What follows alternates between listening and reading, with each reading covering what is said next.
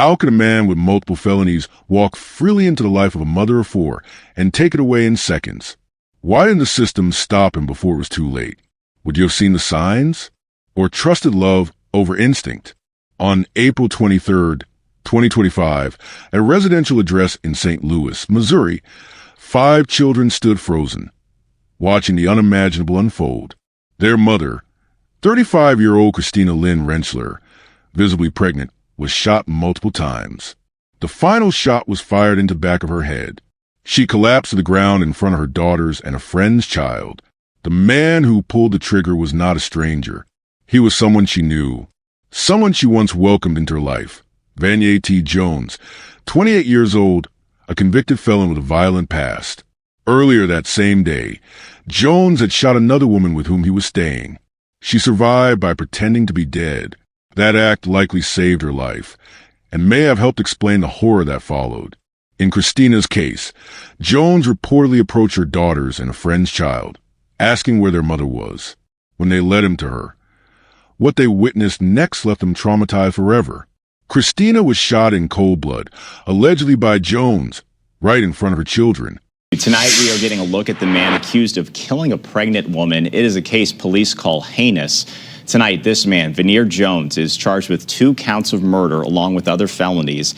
Police say on April 23rd on Farland Avenue near Fairground Park, they found Christina Rentschler shot multiple times. She and her unborn child died. A second gunshot victim spoke to the police at the hospital, telling them Vanier Jones was staying at the house where the expectant mother died. Jones told investigators he got angry and shot Christina, and then she played dead. Police say there were 5 children inside that home when the shooting happened. We are told their ages range from 2 to 10 years old. Now, Jones is facing nearly 24 charges tied to that double homicide. A judge denied him bond. First Alert 4 did some digging and learned Jones has a long rap sheet with previous charges for burglary and assault. Jones was on parole for second-degree assault at the time of the murder. He had a long criminal record, including prior felony convictions. Despite his past, he moved freely through the system. Now, Jones faces 17 charges, including first-degree murder Christina and her unborn child, endangering the welfare of a child, armed criminal action, felon in possession of a firearm. No bond was issued. He remains in custody. The death of Christina sparked outrage, grief, and confusion. But more importantly, it raised critical questions about domestic abuse, red flags, and the breakdown of protective systems. Who failed her and her children? Stay with us as we unravel this shocking story and uncover the heartbreaking details of what led to this senseless loss. If you enjoy real crime stories that uncover the truth, don't forget to subscribe. Your support helps us share real cases, spread awareness, and give a voice to those who can't speak for themselves. Before we begin, let us know in the comments, where are you watching from? And what are your thoughts as the story unfolds? Welcome to True Crime Tales, where we reveal the crimes that shock communities and the secrets hidden behind closed doors. These are real people, real events, real consequences. Hit subscribe and turn on notifications. You won't want to miss what's coming next. Now, let's begin. Christina Lynn Rentschler was a 35-year-old resident of St. Louis, Missouri. At the time of her death, she was a mother of 4 daughters and pregnant with her 5th child. According to public records and testimonies from those familiar with her, Christina lived a routine life rooted in parenting and home-based responsibilities. She was described by multiple individuals as family-centered, with her life revolving around the needs and well-being of her children. Christina grew up in the greater St. Louis area, where she reportedly attended public schools and remained closely connected to her family. There is limited public data available about her early education or employment, suggesting that her primary occupation in her adult years was full-time parenting. Community members characterize her as quiet, private, and not highly involved in neighborhood events, although she was reportedly known among other parents due to her children's school and activities. By her late 20s, Christina had already given birth to multiple children. Her family dynamics involved limited public interaction, and she kept a relatively low profile in both social and professional settings. Some neighbors reported occasionally seeing her walking with her daughters or running errands nearby, but she did not appear to have an extensive local friend circle outside of immediate family and known acquaintances. Testimonies from acquaintances indicate that Christina had a small but consistent network of female friends, most of whom were either relatives or fellow mothers. These individuals described her as protective of her daughters, highly engaged in their day-to-day care, and structured in her home life. There is no public indication that she was active on social media platforms under her full name, which may reflect a preference for privacy. The timeline of Christina's relationship with Vanier T. Jones, the man now accused of murdering her, is not entirely clear from available reports. However, it is confirmed that they had known each other for some time before April 23, 2025. Sources close to the case suggest that Jones had been in Christina's life for at least several months, possibly longer. His presence was familiar enough that her children were not alarmed by his approach on the day of the crime. Vanier T. Jones was a 28-year-old man with a history of felony convictions. He was on parole at the time of the incident, stemming from prior charges, including second-degree assault. Christina's connection with a person of his background raises significant questions, especially considering her role as a parent. There is no public documentation of restraining orders, domestic abuse complaints, or prior police involvement between the two. However, it is not known whether unreported instances of conflict or intimidation occurred during their relationship. As of the date of her death, Christina was visibly pregnant. She was expecting her fifth child and had not publicly announced the identity of the unborn child's father. According to reports from those familiar with her, she had not expressed any immediate plans for marriage or relocation, and there was no public record of a current job. Her life appeared to be structured around her role as a full-time mother, and she did not appear to be actively pursuing formal employment at that time. Her future goals remain undocumented, but she had reportedly told some individuals she was focused on creating a safe environment for her children. There is no record of her having pending court cases, financial disputes, or known conflict with neighbors or family members. Her sudden death, therefore, came as a shock to those who interacted with her, especially given the lack of any prior criminal or conflict-related history tied to her name. Christina Lynn Rentschler was a 35-year-old woman who lived a quiet, private life in St. Louis, raising 4 children and preparing for the birth of a fifth. She had a known association with Vanier T. Jones, a man with a violent criminal history. While no public reports confirm any prior domestic disturbances between them, the circumstances surrounding her murder suggest a deeper layer of conflict or danger that was not visible to the outside world. Would you have noticed any red flags if this was someone close to you? What precautions would you have taken, knowing a convicted felon was around your children? Could this have been prevented with more transparency or earlier intervention? Vanier T. Jones, a 28-year-old male from Missouri, is a primary suspect in the April 23, 2025, murder of 35-year-old Christina Lynn Rentschler. At the time of the crime, Jones was a known felon with a history of violent offenses and was actively on parole. His criminal record, behavioral patterns, and law enforcement encounters present a clear picture of a repeat offender who remained largely unchecked by the system. Vanier T. Jones had multiple felony convictions prior to the April 2025 incident. Public records indicate that he had been arrested and charged with second-degree assault, unlawful use of a weapon, and domestic violence-related offenses. The most significant among them was a conviction for second-degree assault, for which he served time before being released under parole supervision. Despite his history, Jones was allowed to re-enter society under standard parole conditions. These conditions typically include mandatory check-ins with parole officers, drug testing, and restrictions on firearm possession. However, there is no public indication that he was monitored with high priority or flagged as a danger to potential victims. Despite a violent past and reported behavioral red flags, Jones had a documented pattern of aggression toward women. Police reports from previous years outline at least 2 domestic disturbance calls linked to his name. In these cases, Jones allegedly assaulted former partners during arguments, though victims either withdrew complaints or charges were reduced through plea bargains. One of the most concerning patterns is that these incidents followed a consistent trajectory: short-lived relationships, verbal abuse escalating to physical violence, and eventual legal intervention.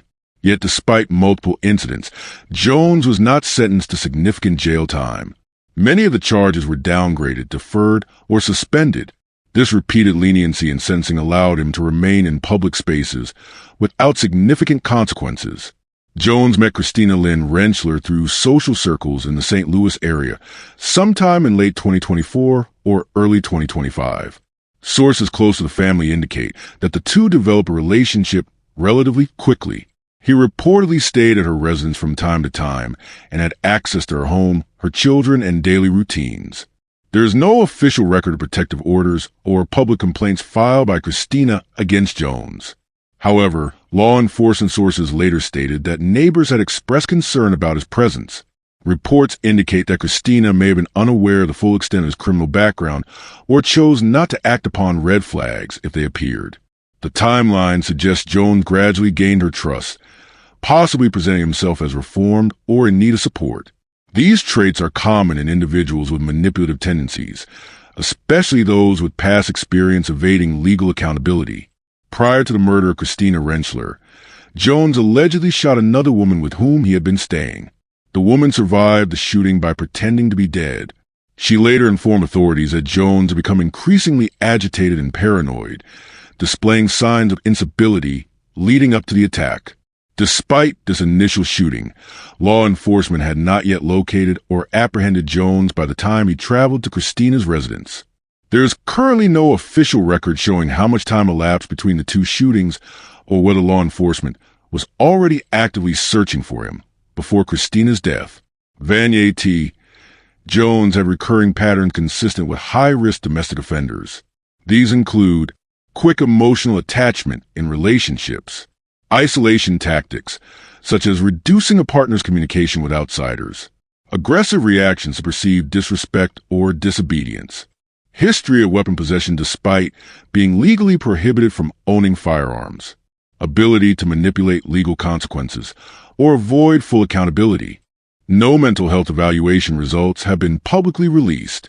However, his erratic behavior, including 2 shootings in one day, suggests a rapid deterioration in mental state that either went unnoticed or unaddressed. At the time of Christina's murder, Jones was still under the jurisdiction of Missouri's parole system. Questions remain about the level of monitoring he received. Reports do not confirm whether parole officers conducted routine home visits, whether he was compliant with his conditions, or if any violations had been logged. The fact that he had access to a firearm while on parole, shot one woman, and within hours shot another in front of children, exposes critical weaknesses in how violent parolees are tracked and managed. No alerts or protective measures were in place to warn Christina or intervene before the second shooting. Vanier T. Jones represents a recurring problem in the criminal justice system. High-risk individuals with a track record of violence returning to society with minimal oversight. His access to Christina, his ability to obtain a weapon, and his history of unchecked aggression raise vital questions about parole protocols, domestic violence response systems, and the role of early warning signs in preventing homicide. Should there be a national database for tracking violent parolees in real time? If you discovered someone close to you had a hidden criminal record, what would you do? On the morning of April 23, 2025, Vanier T. Jones was residing with a woman at an undisclosed location in St. Louis, Missouri. According to police reports, he shot this woman during an argument or confrontation. The exact motive behind the shooting has not yet been released to the public. However, the woman survived by pretending to be dead after being shot. Her survival was critical to the investigation that followed. The woman later told police that Jones fled the scene following the shooting. At this point, law enforcement had not yet located Jones, nor were they aware of his intentions or his next destination. The timeline between the first shooting and the next incident is not fully documented, but there is a confirmed window of several hours during which Jones remained at large. Later that same day, in the early afternoon, Jones arrived at the home of Christina Lynn Rentschler. Christina, age 35, was pregnant and lived with her 4 daughters. It is unclear how Jones traveled from the first shooting location to Christina's residence, or whether he contacted her beforehand. Authorities have not confirmed whether there were any signs of forced entry or threats prior to his arrival. Surveillance footage from the area, if it exists, has not been made publicly available. Witnesses report that Jones arrived on foot and approached the property, without drawing immediate suspicion. Upon arriving, Jones encountered Christina's 4 daughters and a friend's child outside the house. Eyewitness accounts and law enforcement reports state that Jones asked the children to bring him to their mother. The children, unaware of his intentions, complied. They led him Christina, who was either inside the home or nearby. There is no indication that Jones displayed a weapon at this stage. No call for help or warning was made by the children. No adult intervened. Once he located Christina, Jones reportedly pulled out a firearm and shot her multiple times in full view of the children. At least one of the shots was to the back of the head, suggesting an execution-style killing. Christina died at the scene. This shooting occurred in broad daylight. There is no public record of neighbors witnessing the shooting in real time or calling authorities before or during the incident. Emergency responders arrived after the incident was over. How could this sequence of events happen so fast, without anyone stopping it? Shortly after the shooting, law enforcement responded to a 911 call. By that point, Jones had fled the scene, using witness descriptions and information from the earlier shooting victim, who was now conscious and cooperating. Authorities identified Jones as the suspect in both incidents. Police apprehended Jones later that day. The exact time and location of the arrest have not been officially disclosed, but occurred within St. Louis city limits. He was arrested without further incident and taken into custody. The medical examiner confirmed that Christina Rentschler died from multiple gunshot wounds, including a fatal shot to the back of the head. She was pronounced dead at the scene. The report also confirmed that she was pregnant at the time of death. The unborn child did not survive. Based on these findings and witness testimony, formal charges were filed against Vanier T. Jones. Following his arrest, Jones was charged with a total of 17 criminal offenses, including 2 counts of first-degree murder, Christina and her unborn child, 5 counts of endangering the welfare of a child, 4 counts of armed criminal action, 1 count of unlawful possession of a firearm by a felon, 2 counts related to the first shooting, 3 additional firearm-related and assault charges.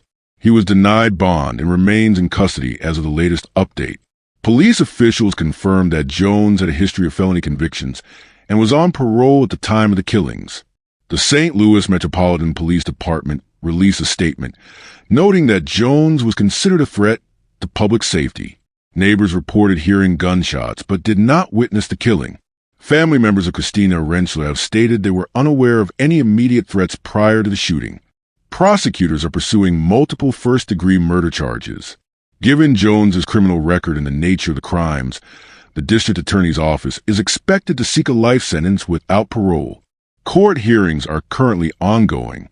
Preliminary hearings have begun, but no official trial date has been announced as of now. The woman shot by Jones earlier in the day is a key witness. Her statement provided a timeline and intent behind Jones's actions. Her survival and cooperation were instrumental in identifying the suspect, tracking his movements, and building the case. On April 23, 2025, 4 young girls and a friend's child became eyewitnesses to a fatal shooting that took place at their home in St. Louis, Missouri. The victim was their mother, Christina Lynn Rentschler, a 35-year-old woman who was pregnant with her 5th child. The suspect, Vanier T. Jones, allegedly shot Christina multiple times, including a fatal shot to the back of her head, while the children were present. The children's immediate exposure to the violent act resulted in psychological trauma.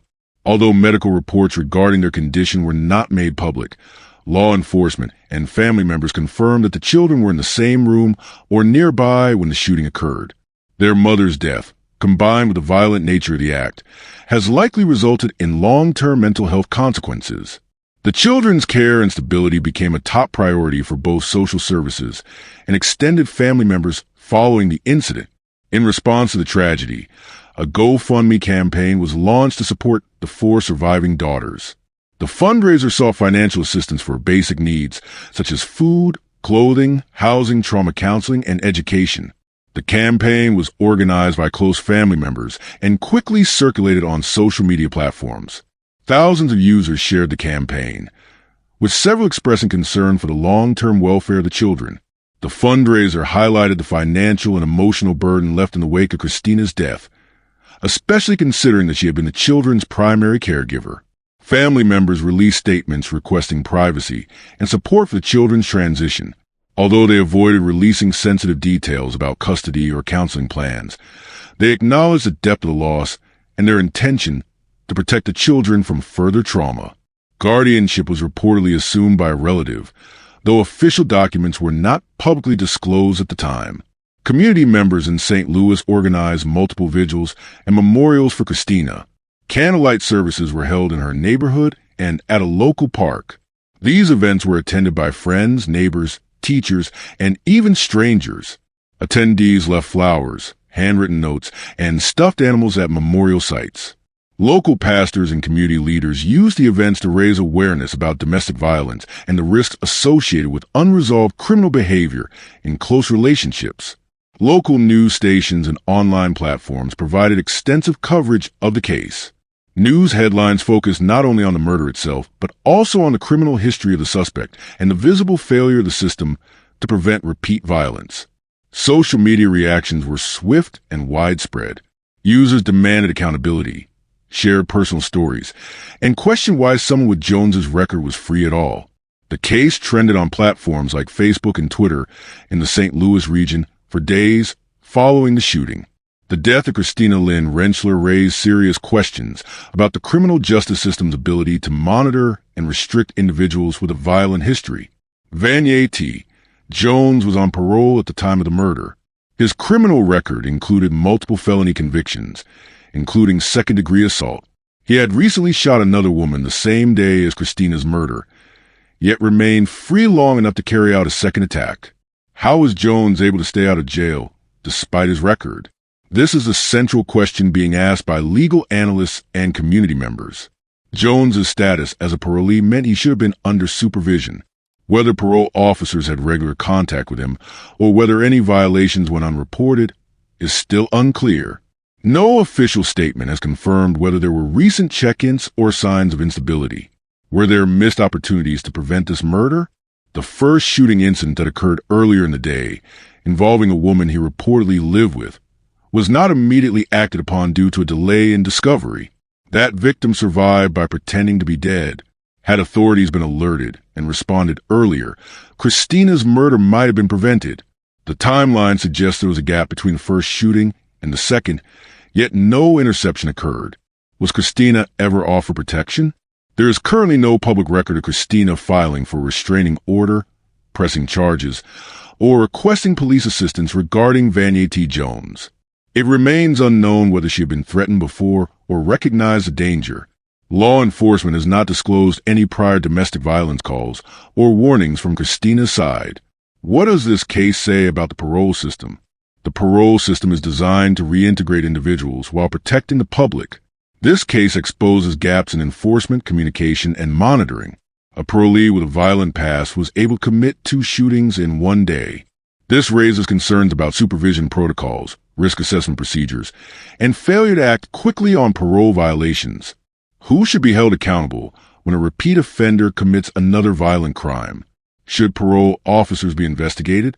Should sentencing guidelines for violent offenders be stricter? Should victims be given more access to protective services, even when no prior charges exist? Christina's 4 surviving daughters, all minors, were present during the fatal shooting. One of the daughters was reportedly just feet away from her mother when the gun was fired into the back of Christina's head. These children, now left without a mother, are under the care of extended family. Reports indicate that the trauma they experience has led to ongoing psychological intervention and support efforts. Child protective services and advocacy groups have reportedly become involved to ensure the children are kept in a stable and safe environment. There is ongoing legal effort to secure long-term guardianship and mental health treatment to address the trauma experienced during and after the murder. Christina's death has prompted a series of community responses. Local residents in St. Louis organized a vigil in her memory, attended by activists, neighbors, and people affected by domestic violence. Several nonprofit organizations used the incident as a rallying point to demand better legal protections for women in vulnerable domestic situations, especially when they involve repeat felony offenders. In response, There have been calls to increase awareness training programs across schools, churches, and community centers, focusing on how to identify early signs of abuse and how to intervene or report concerns effectively.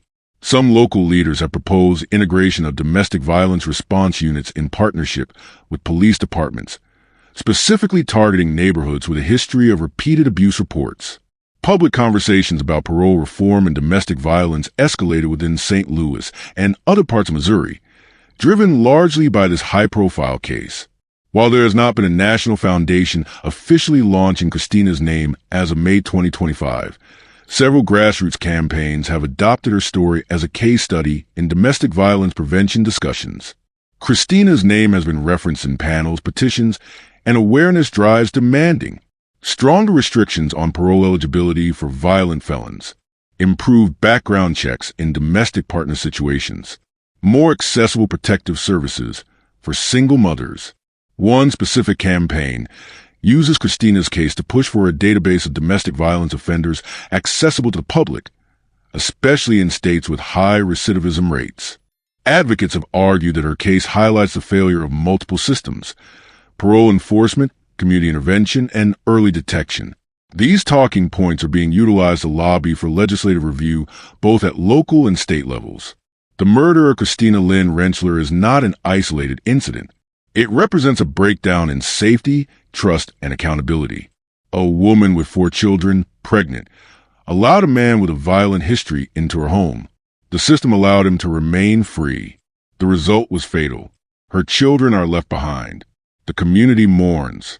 But the bigger issue remains. What happens now? What should change to stop this from happening again? Should parole boards have access to more data or face stricter regulations before releasing violent offenders? Have you, or someone you know, ignored red flags in a relationship? Are we failing to teach people, especially women and children, how to spot danger before it's too late? Should parole laws be stricter for violent felons? In Christina's case, would a more rigorous system have kept her alive? These are not hypothetical questions. They apply to real lives every day. Christina Lynn Rentschler believed in love, in redemption, and in second chances. But for her, it ended in tragedy. The question remains, how many more before the system changes? If you found this story as gripping and heartbreaking as we did, don't forget to like this video and share it with others. And if you want to hear more true crime stories that uncover the mysteries behind these tragic events, make sure to subscribe to our channel and turn on the notification bell. You won't want to miss our latest stories, updates, and discussions. Thank you for joining us on this journey to seek justice and explore the truth. Together, we can make a difference. Until next time, stay safe and stay aware.